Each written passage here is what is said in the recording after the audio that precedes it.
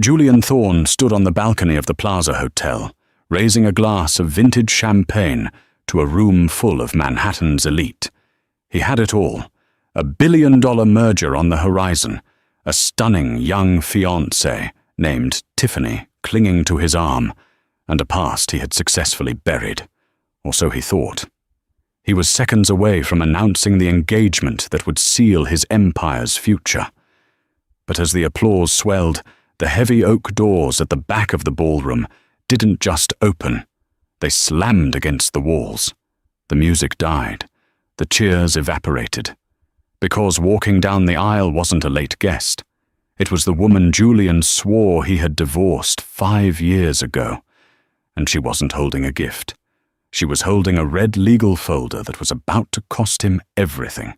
The chandeliers inside the grand ballroom of the Plaza Hotel didn't just sparkle. They seemed to judge anyone net worth was under 8 figures. For Julian Thorne, CEO of Thorne Logistics, tonight was not just a party. It was a coronation. He adjusted the cuffs of his bespoke Italian tuxedo, glancing at his reflection in the darkened window that overlooked Central Park. At 42, Julian looked the part of the master of the universe. Silver fox hair perfectly coiffed, a jawline that seemed carved from granite, and a smile that could charm a snake out of a basket. "Darling, stop admiring yourself. You're making the waiters jealous," a voice purred beside him. Julian turned to see Tiffany St. Clair. She was 24, a former runway model, and currently the most expensive accessory Julian owned. She wore a dress made of liquid silver that clung to her frame like a second skin, and on her finger sat a 10-carat diamond that cost more than the gross domestic product of a small island nation. "I'm not admiring myself, Tiff," Julian lied smoothly, taking her waist. "I'm looking at the future. Do you see that man over there? The one with the cane?" Tiffany squinted her perfectly lashed eyes. "The old guy who looks like he smells like mothballs?" "That is Arthur Sterling," Julian whispered, his voice trembling with greed. "He controls the shipping routes in the Pacific. Tonight, after we announce our engagement, he signs the merger. Thorne Logistics becomes global. And you, my dear, become the Queen of New York." Tiffany giggled, the sound light and airy, devoid of any real substance. "I just want everyone to see the ring. My cousin Jessica is here, and she's been bragging about her husband's promotion to regional manager. I can't wait to see her face when she realizes she's breathing the same air as a billionaire's fiancé." Julian chuckled, guiding her toward the center of the room. He loved this about Tiffany. She was simple. She liked shiny things. She liked attention, and she didn't ask questions about business. She was the polar opposite of Ilara. Ilara. The name flickered in his mind like a dead light bulb. His ex-wife. The woman who had supported him when he was selling electronics out of the back of a van in Queens. The woman who had worked double shifts at a diner to pay for his first business license. She was plain, practical Ilara. She wore comfortable shoes and worried about 401ks. She read contracts. She asked questions. She was boring. Getting rid of her 5 years ago had been the smartest move of his life. Well, getting rid of her was a harsh way to put it. Julian preferred to think of it as outgrowing her. He had handled the divorce quietly. He told her the business was failing, that they were bankrupt, and that they needed to separate to protect her credit. He had presented her with papers. She had cried. She had signed. And he had given her a small settlement, enough to buy a condo in New Jersey, and sent her on her way. He hadn't seen her since. He assumed she was clipping coupons somewhere in the suburbs, probably married to a plumber. "Ladies and gentlemen," the MC's voice boomed over the speakers, snapping Julian back to the glorious present. "Please welcome your host, the CEO of Thorne Logistics, Mr. Julian Thorne." The applause was thunderous. Julian stepped onto the low stage, Tiffany trailing slightly behind him to ensure the spotlight hit her diamonds just right. Julian raised his hands for silence, basking in the adoration. Thank you. Thank you all. Tonight is a night of new beginnings. As many of you know, Thorn Logistics has been my life's work, but a king needs a queen. He turned and extended a hand to Tiffany. The crowd cooed. I am thrilled to announce that not only are we finalizing the merger with Sterling Global tonight, Julian said, nodding to Arthur Sterling in the front row, but I am also announcing my engagement to the love of my life, the future Mrs. Thorn, Tiffany St. Clair. The room erupted. Waiters popped corks on fresh bottles of Dom Perignon. Tiffany struck a pose, flashing the ring to the photographers. Arthur Sterling nodded approvingly, raising his glass. To the happy couple, Arthur shouted, his voice raspy but commanding. To the merger, Julian shouted back, feeling invincible. He took a sip of his champagne, the bubbles crisp and cold. He looked out over the sea of faces, bankers, politicians, celebrities. They all envied him. He had won the game of life. He was about to lean in and kiss Tiffany for the cameras when the energy in the room shifted. It wasn't a sound. It was a lack of sound. Starting from the back near the grand entrance, the applause didn't taper off naturally. It was strangled. Silence spread like a contagion, moving row by row toward the stage. People stopped clapping. They stopped drinking.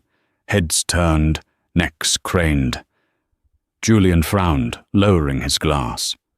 What is it? Is the catering cart on fire? Tiffany stood on her tiptoes. I think someone crashed the party. Look at that dress. Julian squinted against the stage lights. The double doors at the far end of the ballroom, usually manned by 2 large security guards, were wide open. The guards were nowhere to be seen. Standing in the archway was a lone figure. She was wearing red. Not just red. It was a crimson so deep and vibrant it looked like a fresh wound against the gold and cream decor of the plaza. The dress was structured, architectural, with a high neck and a back that plunged dangerously low. It was the kind of dress that didn't ask for attention. It demanded submission. Julian blinked. The silhouette was familiar, but the posture was wrong. The woman he remembered slumped her shoulders, trying to make herself smaller. This woman stood with the stillness of a predator. She began to walk. The click of her heels on the marble floor echoed in the silent room. Click, click, click. As she moved into the light of the chandeliers, Julian felt the blood drain from his face, pooling somewhere in his expensive Italian leather shoes. The messy brown bun was gone, replaced by sleek, jet-black hair cut into a sharp, asymmetrical bob that framed a face of porcelain-pale skin. The glasses were gone, revealing eyes that were cold, hard, and piercingly blue. "My God!" someone in the front row whispered. "Who is that?" Julian's throat went dry. He knew who it was, but his brain refused to process it. It was like seeing a ghost, only this ghost was wearing Valentino and looked ready to burn the haunted house to the ground. "Elara," Julian whispered, the name escaping his lips like a curse. Elara Vance, or as the invitation list would have read if she were on it, Mrs. Elara Thorn, kept her eyes locked on the stage. She could feel the weight of 300 pairs of eyes on her. 5 years ago, this would have made her vomit with anxiety. 5 years ago, she was the woman who apologized to the table when she bumped into it. But 5 years is a long time. Enough time to learn. Enough time to heal. And most importantly, enough time to hire the best forensic accountants in the tri-state area. She gripped the red leather legal folder in her left hand. It felt heavy, not with paper, but with the destruction she was about to unleash. "Excuse me," a young waiter murmured, stepping out of her path as if she were royalty. She didn't acknowledge him. Her focus was entirely on the man standing on the stage. Julian. He looked older, she noted. The grey hair was new, probably carefully cultivated to make him look distinguished. He looked terrified. Good. And next to him, the girl. Tiffany. Ilara had read the dossier. 24 years old. Likes ponies and Instagram. Collateral damage. Ilara felt a pang of pity for her, but it was fleeting. If you play in the mud with pigs, you get dirty. Ilara reached the middle of the dance floor. The silence was absolute now. Even the kitchen staff had peeked out from the swinging doors to watch. "Security!" Julian's voice cracked. He cleared his throat and tried again, deeper this time. "Security! We have an intruder!" No one moved. Ilara stopped 10 feet from the stage. She looked up at Julian, tilting her head slightly. "Hello, Julian," she said. Her voice wasn't loud, but in the acoustic perfection of the ballroom, it carried to the back row. It was smooth, rich, and utterly devoid of warmth. "You didn't send me an invite. I assumed it was lost in the mail." Julian laughed, a nervous, jittery sound. "Ilara, is that you? My God, you look different." He turned to the crowd, spreading his hands in a gesture of helpless confusion. "Everyone, I apologize. This is my ex-wife. She's been going through a very difficult time mentally since the divorce. I believe she's off her medication." A ripple of sympathetic murmurs went through the crowd. Ah, the crazy ex, a classic tragedy. Tiffany stepped forward, emboldened by Julian's explanation. She looked Ilara up and down with a sneer. "Honey, this is a private event. The soup kitchen is 3 blocks down. You can't just barge in here in a rented dress and ruin my engagement." Ilara shifted her gaze to Tiffany. She didn't sneer. She didn't frown. She looked at Tiffany with the clinical detachment of a surgeon looking at a tumor. "Rented," Ilara repeated softly. "That's cute. This is a custom Alexander McQueen. And I didn't rent it. I bought it with the dividends from my stock portfolio, the one Julian thinks doesn't exist." Julian's smile faltered. "Ilara, that's enough. You're embarrassing yourself.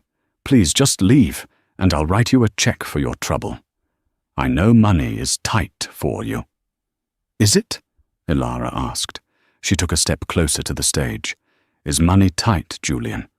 Or is that just what you told me 5 years ago when you forced me to sign those papers in that dark little office in Queens? The company is bankrupt, Ilara.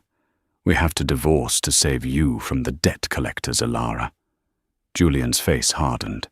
"It was the truth. I built this empire from ashes after you left. You walked away when things got hard." "I didn't walk away," Ilara said, her voice rising just enough to cut through the air like a whip. "I was pushed. You told me it was for my own good. You told me you loved me too much to drag me down with you." She paused, looking around the room. She made eye contact with Arthur Sterling, the billionaire investor. "Mr. Sterling," Ilara said, nodding to him, "I admire your work with Pacific Cargo. Very impressive. I imagine you're a man who values due diligence?" Arthur Sterling frowned, leaning forward on his cane. "I am. Who are you exactly?" "She's nobody," Julian shouted, sweat beginning to bead on his forehead. "Arthur, ignore her. She's a bitter woman looking for a payout. Security. Where the hell is security?" "The security guards work for Thorn Logistics," Ilara said calmly. "Which creates a bit of a conflict of interest, doesn't it, considering the documents I'm holding?" She lifted the red folder. Julian came down the stairs of the stage, moving aggressively into her personal space. He towered over her, using his physical size to intimidate, a tactic that used to work wonders on the old Ilara. "Get out," he hissed, low enough that the microphone didn't pick it up. Get out now, or I will destroy you. I will bury you in so many lawsuits you won't be able to afford air to breathe. You signed the divorce papers. It's over. You have nothing." Ilara didn't flinch. She smelled his cologne, sandalwood and expensive lies. She smiled, and it was the most terrifying thing Julian had ever seen. "I signed the papers you gave me, Julian," she whispered back. "But you were always so cheap. You didn't want to pay a real lawyer to file them, did you? You gave them to your cousin, Vinny, to file at the courthouse to save $500. Julian froze.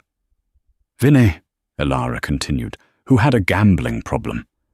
Vinny, who took your filing fee and went to Atlantic City instead. Vinny, who never actually filed the divorce decree with the state of New York." The color didn't just drain from Julian's face. It vanished. "No," he stammered. "No, I have the decree. It's in my safe." "You have a piece of paper with a stamp on it," Ilara said. "A fake stamp. I checked the registry, Julian. I checked it 5 years ago, and then I checked it every week for 5 years. She stepped back, raising her voice so the whole room could hear.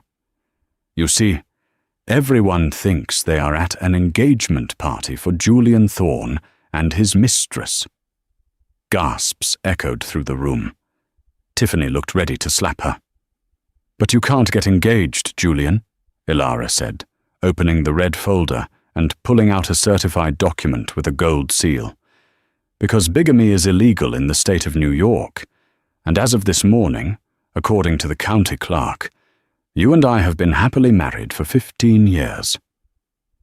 The silence that followed was heavy, suffocating. It was the kind of silence that precedes a bomb blast. Arthur Sterling was the first to speak. He stood up slowly, his cane thumping against the floor. "Julian," he barked, his voice gravelly. "Is this true?" Julian spun around, his hands shaking. "Of course not. It's a clerical error. A mistake. Vinny told me it was done. I have the papers. Vinny is currently serving 3 years for fraud," Ilara interjected smoothly. "He wasn't very good at forging court seals, apparently, but he was very good at taking your money." Tiffany grabbed Julian's arm, her fingernails digging into his tuxedo jacket. "Julian, what is she talking about? Are you married? You told me she was history. You told me she was a leech you paid off." "She is history," Julian yelled, losing his composure entirely. He pointed a trembling finger at Ilara. You witch! You knew for 5 years and you said nothing?" "I waited," Ilara corrected him. I watched you take the designs I drew on napkins, the logistics software architecture, and claim it was your genius idea. I watched you build Thorne Logistics using the seed money from my inheritance, which you claimed was lost in the bankruptcy. I watched you buy yachts and penthouses while I lived in a studio apartment in Jersey. She took a step closer, her eyes blazing. "I wanted to speak up," she admitted, "but my lawyer advised against it.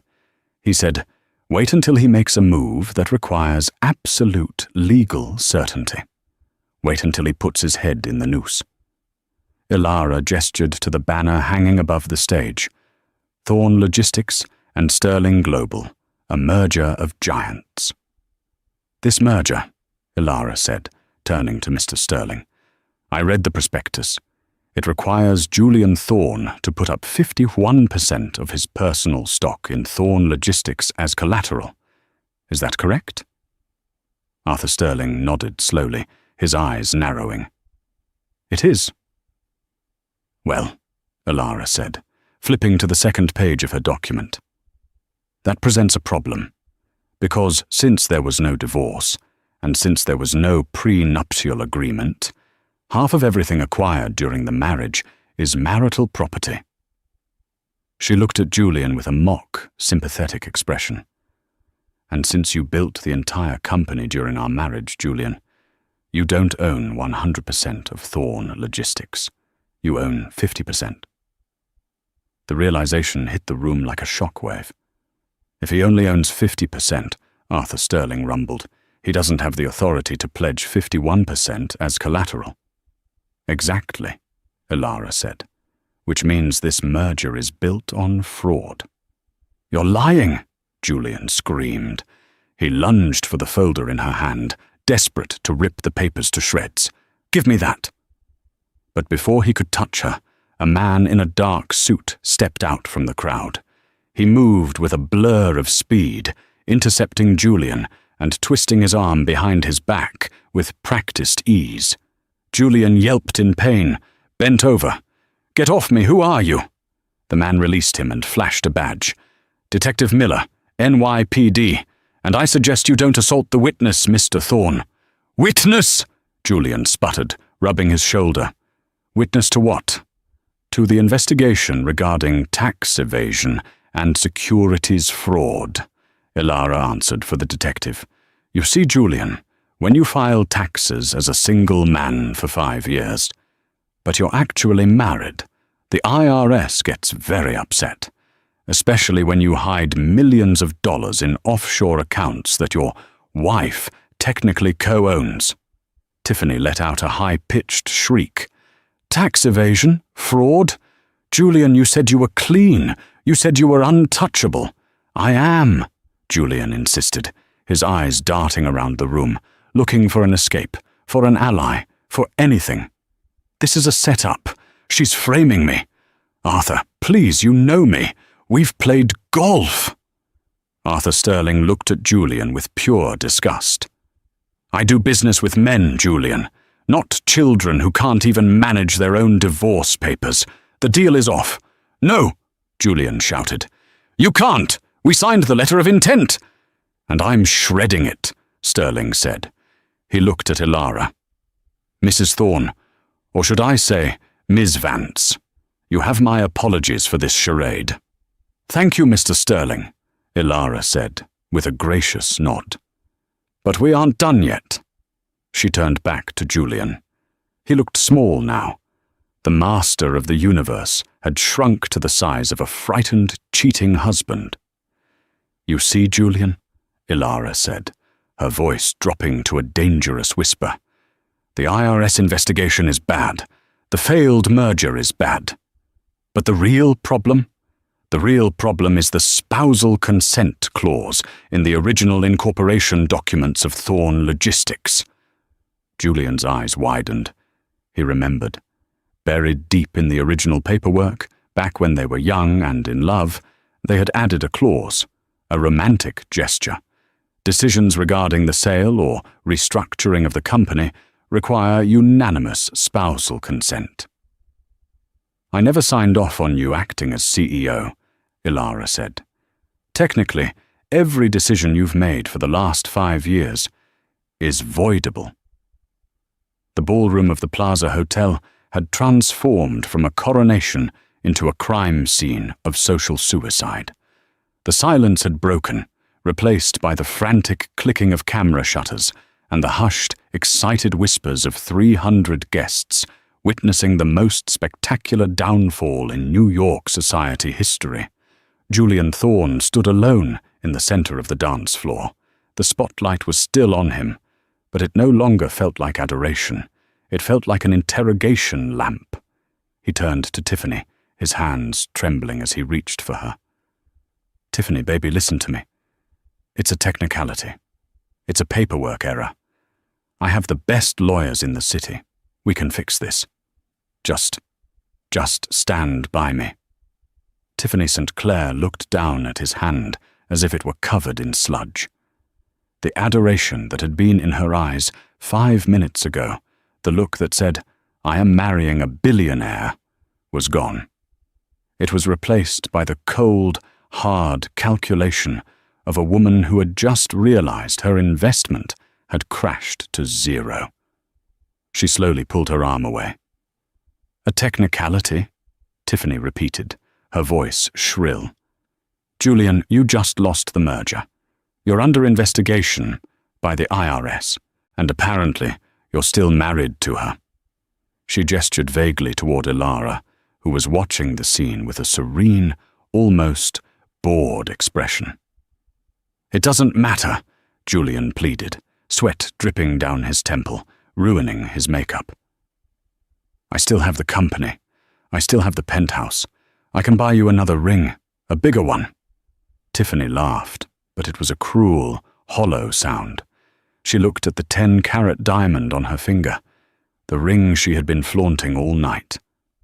Then she looked at Ilara. "Hey," Tiffany called out to Ilara, "is it true about the assets? Does he really only own half?" Ilara didn't shout. She just nodded once, calm and precise. "Technically, less than half once the IRS levies the penalties for tax fraud. And since the penthouse was purchased 2 years ago, with company funds labelled as business expenses, it's currently being frozen by the court order I filed at 4:55 p.m. today." Tiffany's eyes widened. She looked back at Julian. "You don't even own the apartment." "I do, I will," Julian stammered. "Tiff, don't do this, I love you." "You love having a trophy," Tiffany spat. She began to twist the ring off her finger. For a second, Julian thought she was going to give it back, a noble gesture of ending things. Instead, she dropped the ring into her clutch purse and snapped it shut. "I'm keeping this," Tiffany announced. "Consider it a severance package for wasting 2 years of my youth." "You can't take that!" Julian lunged for her purse. "That's a $500,000 ring." Tiffany stepped back, and 2 of the security guards, who had been listening to Ilara's earlier speech about who actually paid their salaries, stepped in between them. They blocked Julian, crossing their arms. "Don't touch me," Tiffany hissed. She smoothed her silver dress, regained her composure, and turned to the crowd. "I would just like to say, I had no idea. I am a victim here, too." She walked away, her heels clicking rapidly as she made a beeline for the exit, not looking back once. Julian watched her go, his chest heaving. He felt stripped naked. He turned to Arthur Sterling, but the billionaire was already speaking to his assistants, undoubtedly instructing them to burn every contract with the name Thorne on it. Finally, Julian turned to Ilara. She hadn't moved. She stood like a statue of retribution in her crimson dress. "Are you happy?" Julian rasped, his voice broken. "You ruined my life. You destroyed everything I built. Why? Because I left you? Because I wanted to be happy?" Ilara walked toward him slowly. The crowd parted for her. She stopped inches from him, close enough that he could see the fine lines of determination around her eyes. "You didn't just leave me, Julian," she said softly. "If you had just left me, I would have cried, healed, and moved on. I loved you enough to let you go." She leaned in, her voice dropping to a whisper that only he could hear. "But you didn't just leave. You gaslit me. You made me believe I was crazy for suspecting you were cheating. You made me believe we were broke so you could hide the money. You made me sign papers while I was medicated for the depression you caused. You stole my dignity, Julian. You stole my trust in reality." She straightened up, her voice returning to normal volume. "I'm not destroying what you built, Julian. I'm repossessing what I paid for." She turned to Detective Miller, who was waiting patiently by the stage. "Detective," Ilara said, "I believe Mr. Thorne is a flight risk. He has pilot's license and a private jet fueled at Teterboro Airport. Or, our private jet, I should say." Detective Miller nodded. "Mr. Thorne, I'm going to need you to come with us. We have some questions regarding your tax filings for the years 2020 through 2024. "I'm not going anywhere," Julian shouted, backing away. "This is insane. You can't arrest me at my own party." "Actually," Miller said, pulling a pair of handcuffs from his belt, "we can." As the cold steel clicked around Julian's wrists, the flashbulbs went off in a frenzy. The image of Julian Thorne, tuxedo disheveled, face red with rage, handcuffed in the middle of the Plaza ballroom, would be on the cover of the New York Post the next morning. Elara watched him being led away. She didn't smile.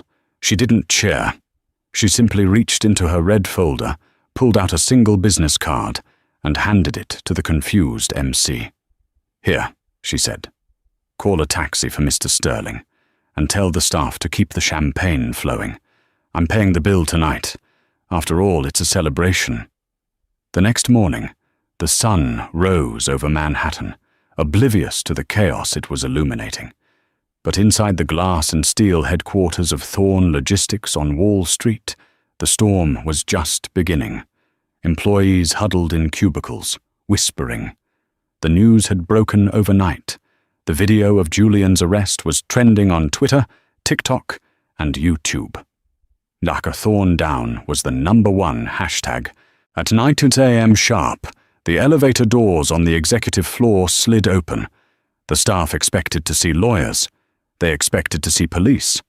Instead, they saw Elara. She wasn't wearing the red dress anymore. She was wearing a sharp, navy blue power suit that cost more than most cars. Her hair was pulled back in a sleek chignon. She carried a briefcase in one hand and a Starbucks cup in the other.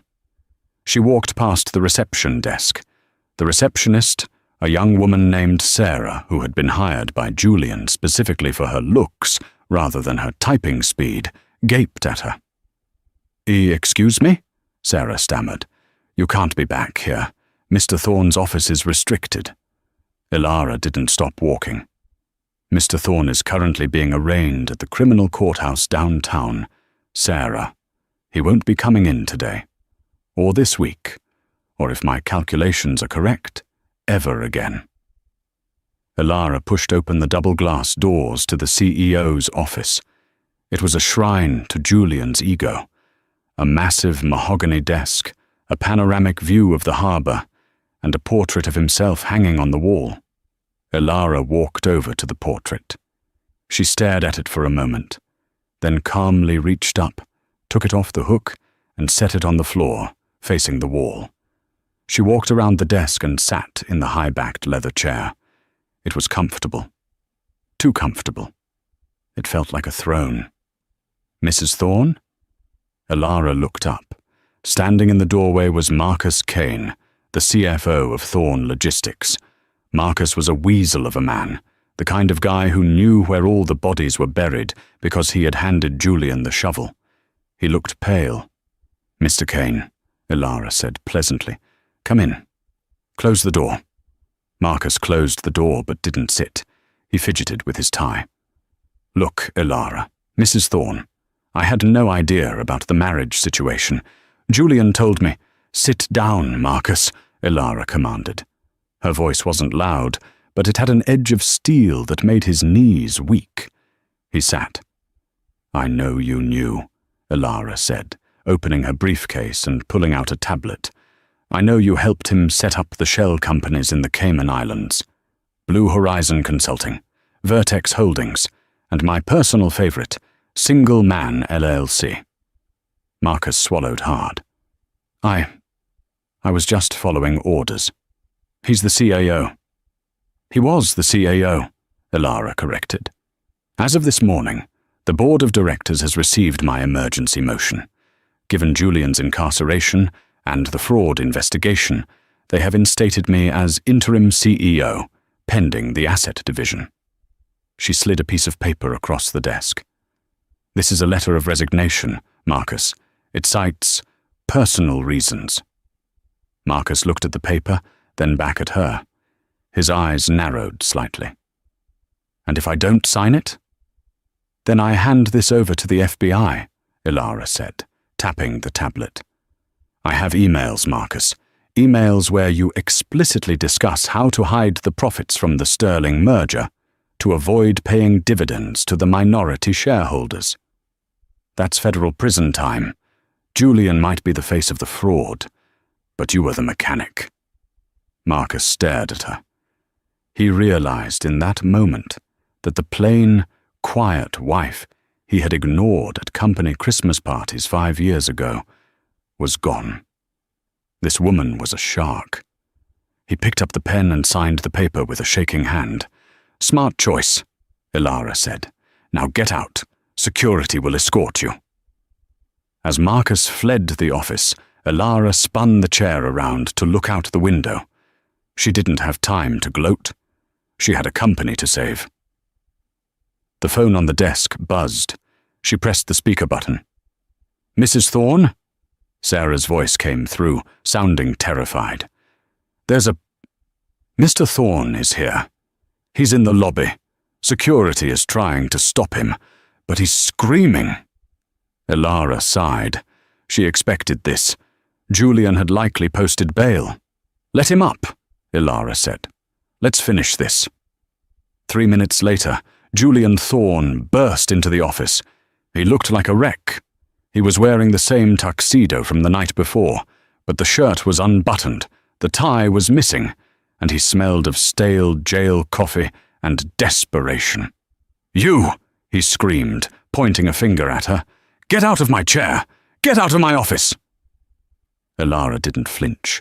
She rested her elbows on the desk and steepled her fingers. "Good morning, Julian.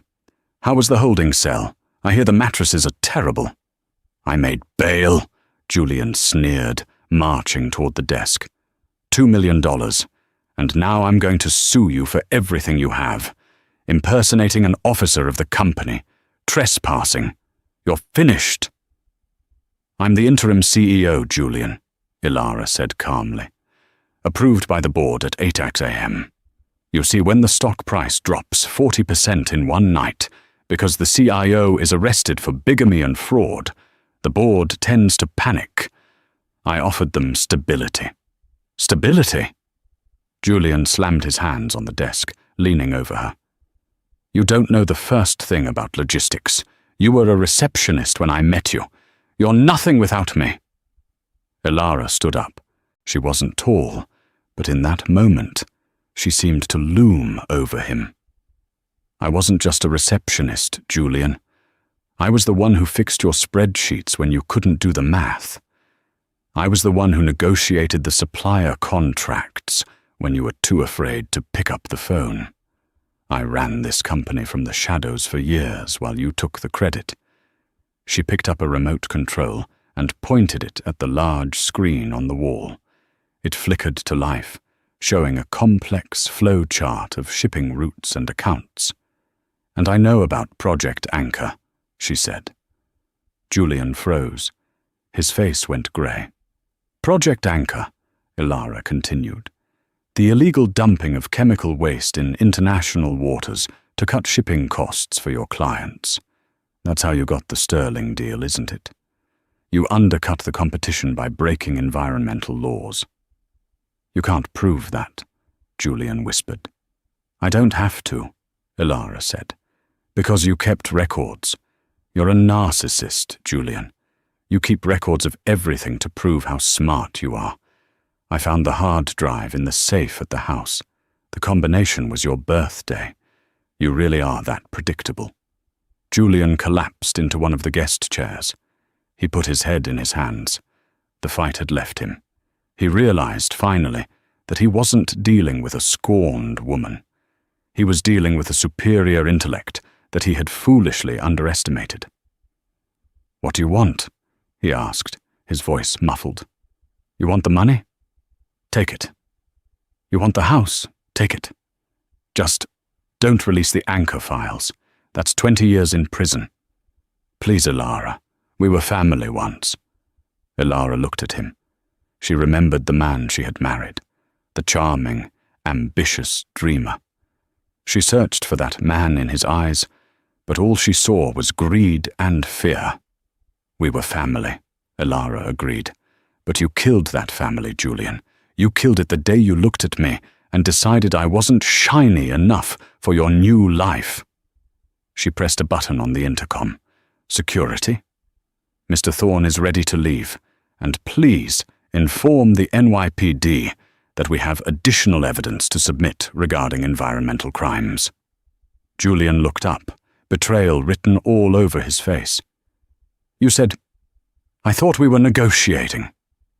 "We aren't negotiating, Julian," Ilara said, sitting back down in the leather chair. "I'm cleaning house." 3 weeks had passed since the party.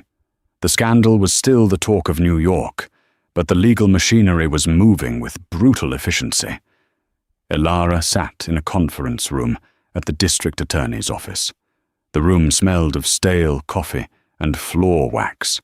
Across from her sat Detective Miller and the lead prosecutor, a sharp-eyed woman named D.A. Reynolds. "Mrs. Thorne," Reynolds began, organizing a stack of files.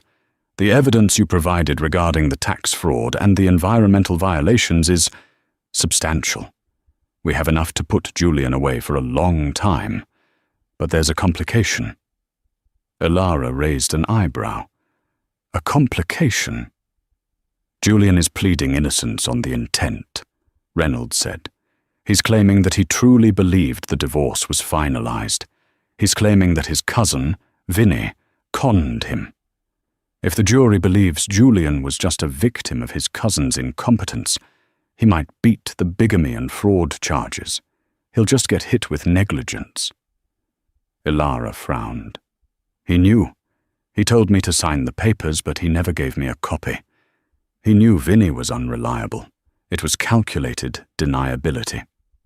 "We know that," Miller interjected, "but proving it in court is different. We need Vinny."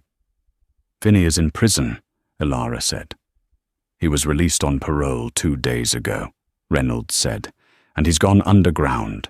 If Julian's lawyers got to him, paid him off, Vinny could testify that Julian thought the divorce was real. That destroys our fraud case." Ilara tapped her fingers on the table. "Vinny. Vincent Gambino, Julian's cousin. A small-time hustler who always wanted to be a big shot, but lacked the brains or the charm." "I know where he is," Ilara said suddenly. The DA looked surprised. "You do? We have NYPD looking for him." "Julian and Vinny had a hideout when they were kids," Ilara explained. "An old fishing cabin in the Catskills. It belonged to their grandfather. Julian hated it. Too many mosquitoes. But Vinny loved it. He thought he was a rugged outdoorsman. Whenever Vinny got in trouble with loan sharks, he went to the cabin." "Can you take us there?" Miller asked. "I can give you the address," Ilara said, "but you might need me to go in. Vinny hates cops. He won't talk to you. But he always had a soft spot for me." It was true. In the early days, when Julian was too busy working to come home for dinner, Vinny would sometimes stop by with a pizza. He was a crook, yes, but he had felt bad for Ilara. He had seen how Julian treated her. 5 hours later, an unmarked SUV crunched up the gravel driveway of a dilapidated cabin deep in the woods of upstate New York. Detective Miller killed the engine. "Stay in the car, Mrs. Thorne. We'll clear it first." "He won't shoot," Ilara said, opening her door. "He's not violent. He's just a coward." She stepped out into the cool mountain air. The cabin looked abandoned, but she saw a thin wisp of smoke rising from the chimney. She walked up the rotting wooden steps and knocked on the door. "Vinny?" "It's Ilara." Silence. Then, the sound of a deadbolt sliding back. The door cracked open, revealing a face that had aged 10 years in the last 5. Vinny had thinning hair, bad teeth, and eyes that darted nervously side to side. "Ilara," he rasped. "What are you doing here? Did Julian send you?" "No," Ilara said. "Julian is trying to blame everything on you, Vinny. He's telling the feds that you tricked him, that you stole the filing money and lied about the divorce. He's going to let you take the fall for the bigamy and the fraud." Vinny's jaw dropped. "That rat! That dirty rat! I did what he told me to do." "I know," Ilara said gently. "Can I come in?" Vinny opened the door wider. The cabin was a mess of empty beer cans and instant noodle cups. Vinny paced the small room, agitated. "He told me not to file it," Vinny shouted, waving his hands. He said, "Vinny, Just stamp it with a fake seal. I don't want to pay the alimony. He said if we filed it for real, the judge would make him split the business assets because the company was growing. He wanted to keep it all. Did he pay you? Ilara asked. He gave me $5,000, Vinny scoffed. $5,000 to risk a felony, and now he's throwing me under the bus? He's going to send you back to prison, Vinny, Ilara said. Unless you help me. How? The DA is outside, Ilara said, gesturing to the window. If you testify against Julian, if you tell them he ordered you to fake the divorce, they'll give you immunity for the forgery. You walk free. Julian goes down. Vinny looked at the window, then at Ilara. He looked at the fear and determination in her eyes. He really replaced you with that model chick, huh? Vinny asked, shaking his head. I told him he was an idiot. You were the only real thing in his life. He made his choice, Ilara said. Now make yours.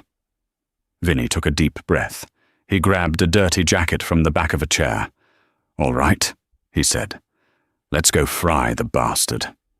The Manhattan Criminal Courthouse was a fortress of grey stone and grim faces, but on the day of the People versus Julian Thorne, it felt more like a movie premiere. News vans clogged the streets, protesters holding signs about corporate greed and environmental justice lined the steps. Inside courtroom 302, the air was thin with tension. Julian sat at the defense table. The transformation was stark. The billionaire glow was gone. His skin was sallow, his eyes rimmed with red, and his expensive suit hung loosely on a frame that had lost 20 pounds in stress. He refused to look at the gallery, where former business partners and socialites whispered behind their hands. Ilara sat in the front row behind the prosecution. She wore white, a sharp, pristine suit that signaled innocence and power. She didn't look at Julian. She looked at the jury. The defense calls Julian Thorne to the stand. Julian's lawyer, a high-priced shark named Mr. Sterling, no relation to Arthur, though the irony wasn't lost on anyone, announced. Julian stood up. He smoothed his tie and walked to the witness box. He was going to play the role of the misunderstood genius. Mr. Thorne, his lawyer began softly, did you intend to commit bigamy? Absolutely not, Julian said, his voice steady, practiced. I am a man of details. I run a global logistics empire. I delegated the divorce proceedings to my cousin, Vincent, because I wanted to help him. I trusted him. I had no idea he pocketed the money and forged the documents. I have lived the last 5 years believing I was a single man. He looked at the jury, flashing a dim, tragic smile. I fell in love with Tiffany. I wanted to start a family. Why would I risk everything I built for a lie? I am the victim of a family betrayal. The jury seemed to sway slightly. Julian was charismatic. He was a salesman, and he was selling his innocence well. Then, D.A. Reynolds stood up for cross-examination. Mr. Thorne, she said, walking toward him. You claim you are a man of details, a man who checks everything. I am, Julian said. You check shipping manifests for cargo containers in Singapore? Yes. You check the fuel efficiency reports of your jet fleet down to the decimal? Of course. That is good business. So, Reynolds said, leaning on the railing. You expect this jury to believe that a man who checks the tire pressure of his delivery trucks didn't check the final divorce decree of his own marriage for 5 years? Julian clenched his jaw. I trusted my cousin. Let's talk about your cousin, Reynolds said. The prosecution calls Vincent Gambino as a rebuttal witness. A murmur went through the court. Julian's eyes widened. He hadn't known Vinny was in custody. He thought Vinny was in Mexico. The side door opened, and Vinny walked in, flanked by 2 marshals. He looked cleaned up, wearing a cheap suit Ilara had bought him. He sat in the witness chair and pointed a shaking finger at Julian. "Mr. Gambino," Reynolds asked, "did you forge the divorce papers?" "I did," Vinny said, his voice cracking. "Why?" "Because he told me to," Vinny shouted, looking at Julian. "He called me on November 14th, 2019. I remember the date because it was his birthday. He said, 'Vinny, I need you to make her go away, but I don't want to split the assets. The company is about to blow up. If I divorce her for real, she gets half. Just fake it. She's too quiet to notice.'" "Liar!" Julian screamed, jumping up from his seat. "You lying junkie, I never said that." "Order!" Judge Harrison banged his gavel. "Sit down, Mr. Thorne." "I have proof!" Vinny yelled over the noise. "I kept the voicemail. I knew you'd try to screw me over one day, Julian. I kept the old phone." The courtroom went dead silent. D.A. Reynolds held up a small evidence bag containing an old, cracked iPhone. "Your Honor, the prosecution would like to play evidence item 4B. The judge nodded. A hush fell over the room as the audio played over the court speakers. The voice was younger, more arrogant, but undeniably Julian's. "Vinny, it's me. Look, don't file the papers. Just get a seal made at that shop in Chinatown. Stamp 'em and give 'em to Ilara. She won't check. I need to keep the equity for the IPO next year. Just handle it, and I'll give you $5,000. Don't mess this up." Click. Julian stood frozen in the witness box. His face was the color of ash. There was no spinning this. There was no charm that could undo the sound of his own greed. "Mr. Thorne," D.A. Reynolds said, her voice cold, "you didn't just commit bigamy. You committed conspiracy to commit fraud, perjury, and grand larceny against your lawful wife. And that's before we even get to the Project Anchor environmental crimes." Julian looked at Ilara. For the first time in the trial, he locked eyes with her. He expected to see hate. He expected to see triumph. But Ilara just looked done. She looked like someone watching a boring movie reach its predictable end. She stood up, smoothed her skirt, and walked out of the courtroom before the verdict was even read. She didn't need to hear it. She knew the ending. 6 months later. The office that used to be a shrine to Julian's ego had been transformed. The dark mahogany was gone, replaced by sleek glass and warm, natural light. The portrait of Julian was long gone. In its place was a large digital map of the world, glowing with live shipping routes. Ilara sat at the desk, reviewing the quarterly reports. "Excuse me, Miss Vance. Ms. CEO." Ilara looked up. Sarah, the receptionist, was standing there with a smile. Sarah had kept her job, but Ilara had paid for her to take night classes in business management. She was now the executive assistant. "Yes, Sarah. We have the press waiting in the lobby for the rebranding announcement. And there's a letter for you. From upstate."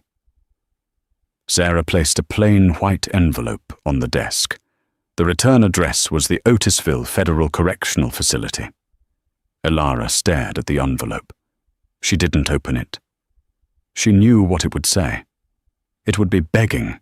It would be blaming. It would be Julian trying to manipulate her one last time from behind bars, where he was currently serving year 1 of a 25-year sentence for fraud and environmental crimes. She picked up the letter. "Sarah?" "Yes, Mum." "Shred this," Ilara said, handing it back. "I don't read spam." Sarah grinned. "Understood." Ilara stood up and walked to the window. Manhattan sprawled out below her, a grid of endless possibility. The company, now renamed Vance Global Logistics, was thriving. She had settled the fines for Julian's crimes, fired the corrupt board members, and instituted a profit-sharing model for the employees. The stock was higher than it had ever been under Julian. And she wasn't alone. She had reconnected with old friends. She had started painting again. She had even gone on a few dates, though she was in no rush. She thought about Tiffany. The last she heard, the former model had sold the engagement ring, which Ilara had legally allowed her to keep as a gesture of pity, to pay off her own debts, and was now trying to launch a reality show that nobody wanted to watch. Karma had come for everyone. Julian had wanted a queen. He just didn't realize he already had one. He was just too blinded by the shine of fake gold to notice the value of the real iron next to him. Ilara checked her reflection in the glass. The woman staring back wasn't the plain wife anymore. She was powerful. She was just. And she was free. She turned away from the window and walked toward the door to face the press. She had an empire to run. So what did we learn from the fall of Julian Thorne? Julian made the classic mistake of the arrogant narcissist. He confused kindness with weakness. He thought that because Ilara was quiet, she was stupid. He thought that because she was loyal, she was submissive. He built a castle on a foundation of lies, assuming that the person holding the blueprint would never speak up. But the truth is, the most dangerous person in the room isn't the one shouting or bragging. It's the one who sits quietly, watches everything, and keeps the receipts. Ilara didn't just get revenge. She got justice. She proved that dignity and intelligence will always outlast flash and greed. What would you have done in Ilara's shoes? Would you have crashed the party, or would you have handled it differently? Let me know in the comments below. If you enjoyed this story of ultimate karma, please hit that like button. It really helps the channel. And don't forget to subscribe and ring the bell so you never miss a new story. Thanks for watching, and I'll see you in the next video.